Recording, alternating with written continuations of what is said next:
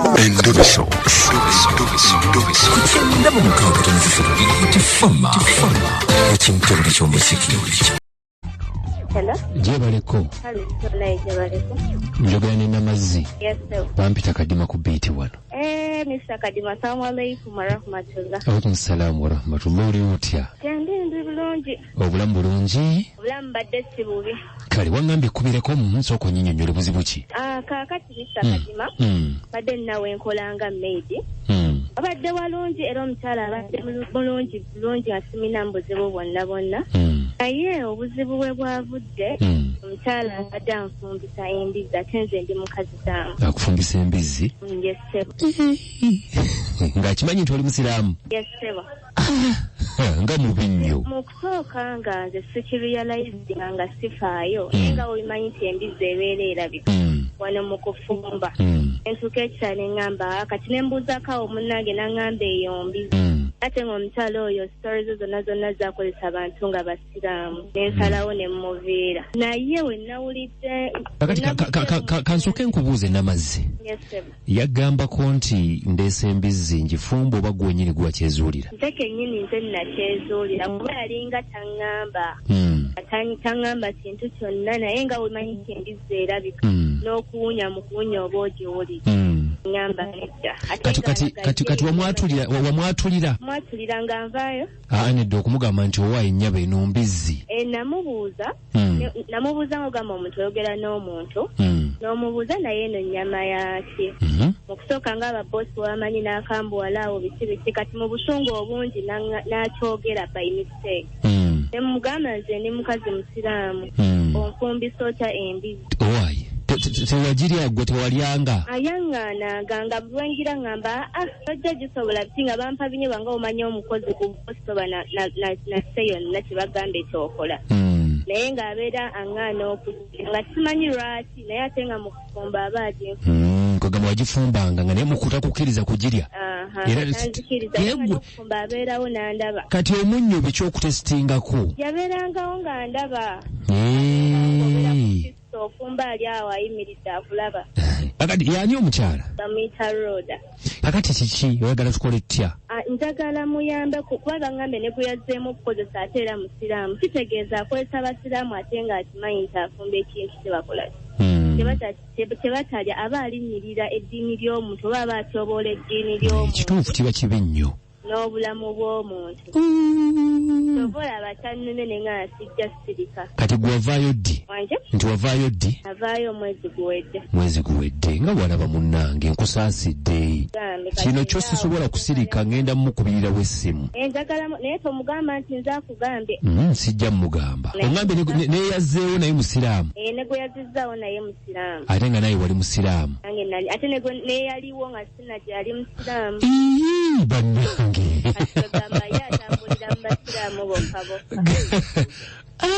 oŋgambe Roda mukyala mufumbo oba abeera yekka kati baabwe tewamugambako nga omanye ebyamaka tolina sembeera nnyo omusajja ate ng'aba mukambwe nnyo okudda ku saidi kati nga naye akamera alya omwami ng'alya kali wasiikanga nsiike ya supu ya luwombo abanga yanva bagifumba enva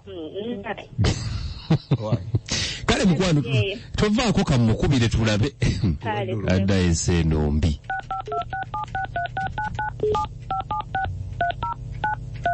ensimbi bannange bantu balina emitima olwotya ekintu bwekityo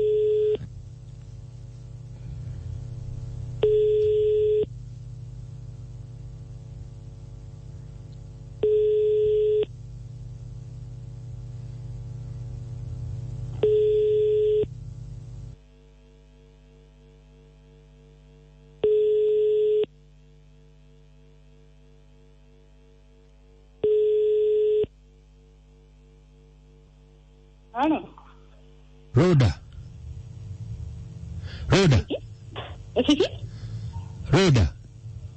Anena ntero Roda matantadde konza. Enva zite maama. Roda nze kati akagala ewamwe, akagala oluddi. Nyabo gyebaleko mukyala Roda. Kale sebona yewa. Yina yosooka kumanya omuntu gw'oyogera naye. Wani weyanjule. Omutuufu otukugamba nze gundi mbadde nkugamba kino. Anti nkwise Roda ate n'onvuma. Kitawo. Wangi? Ondoda sanze nzira kushitawo. Naye kakati bobo ovuma sezaalawo. Sezaala wange kiki. Nangana okulyoga okwebaka. Kakati. Yogera mpulira. Nyabe kinkubisizza essimu mazeeko n'ebyewungula. Kakati lwaki okozesa abakozi abasiraamu ate ng'obaliisa embizzi? Abasiraamu batya? Omukozi gw'olina musiraamu naye obaliisa embizzi ogibafumbisa. Kuba omuntu omufumbisa embizzi kitegeeza nti oba ogimuliisizza. Waliwo omukozi gwe nayitako okujja wange baali bajja bazungu nga banoonya embizzi. Nze olaba mpita buyise ku mudaala ne mpandula mba ngagiridde. Giwandule nze bagambye nze nayitako omukozi omusiraamu agyakole ewange. Ate lwaki buli okozesa okozesa abasiraamu? Katulekerawo bayamba. Lwaki tokozesa abakatuliki ab'eddiiniyo babagiwa abalokole n'ova ku basiraamu? Eki? Bagipira musepiki simanyi kino bakiwunya mu mutwe. Ini maama ng'ovuma omumanyiye. Gwani ate nze sinetagisa okumanya oba gwani tebinkwata. Maama yenze kadima ndi ku BTFM ku leediyo oli ku leediyo ensi yonna ekuwulira. Kadima oli otya? Wangi? Kadima oli otya? Gyendi nnyabo.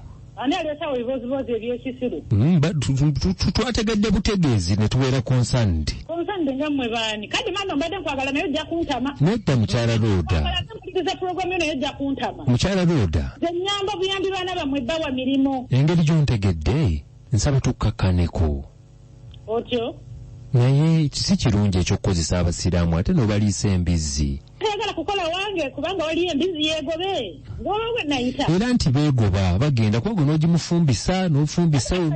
Kadima biiti ebiyingiriramu wa. Biiti ekyamaani weewange. Owuliddeko nga kyamaani aŋŋamba nti siddamu kufumba mbizzi bazikozesa abakozi. Mukyala Looda tekiba kirungi. Okola ki? Okugibafumbisa no.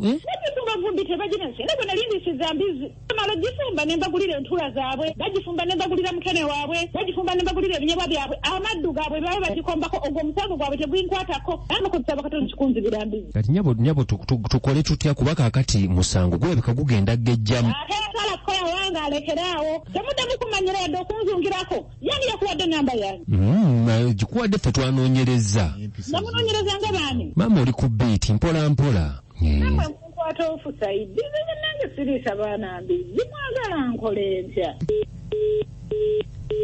Nyumirwa omuziki n'ebisesa kigenze kitya ni Kadima na Mayanja ni Anko Kabogo ekintabuli ky'omuziki ekisinga nange aweramu eddirisa n'olugyo ogiraba bagamba ogiraba nga atagimanyi naye ewuunya kyetaaga okuwa ekitiibwa buli ddiini newankubadde oli abeera mukozi empisa omuwulira tayina oyo mukoddomi Asumaani Bwami bwatu bwatugambye bwatunnyonnyodde kale obalinnya omukoddomi okubanga kwoli message muzisindise bangi nnyo nga bw'okiwulira kola kibi bambi kibi ate sikose nga bagenda ne bagiriireyo naye n'atakifumbisa abaana basiraamu ye kalasikalize muli naye alimba Mami Katrina National TV kale agaye nti kyoba omanya oyo omukazi mu lulu gwe gumutawaanya kyava akozesa abasiraamu talina makulu Naka aliwali Success Motors. Naka wangambi. Naka omululu gumuli bulala. Hajikma, assalamu alaikum wa rahmatullahi wa barakatuh. Mukwano mwebali kutuweereza amanya nze Haji Kasule Rashid ngambera kabowa. Nebambye omukyalo oyo mukyamu alinyiridde eddembe ly'enzikiriza y'abantu abalala. Nenze nja kusaba abaana bana abakolerayo babiri nga bavaayo bababuulire amazima nga bukyali nti bye mufumba mbizzi hajati uno nze nsigadde ndi Haji Kasule. Haji Kadima mukwano we balatuweereza amanya jati namponywa ne kabowa naye omukyala mufunyo oyo naye iwa talina amuka abuntu n'amagezi g'obuzaale talina abogola bubogozi alimba tubuulire oli omwana aliwo atambule bamuviire ne ku kyalo alangirirwe bwafumbisa abasiraamu embizzi nsigadde ndi jati namponye kabowa ne ku kyalo alangirirwe wajati namponye yakyogedde ensi yonna emutegeere tegedde pannange naye bannange ensi eno mufunza mukama katonda nze no manyi nti kakutegedde nti Kadima oli ku mpewo nti anaawummula mwana kkakkana naye asigadde awalabukanga kyalandi omwana w'omunaku waleero byonnange buli muntu yalifunye ku ssente olaba amalinde akawuku kale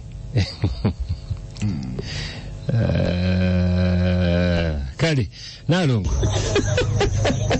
naye ngampuliranga embizi yennyini ate yagiria nnyo nemugenda mu musaayi kati naye yafuuka mbizi akaaba lubizi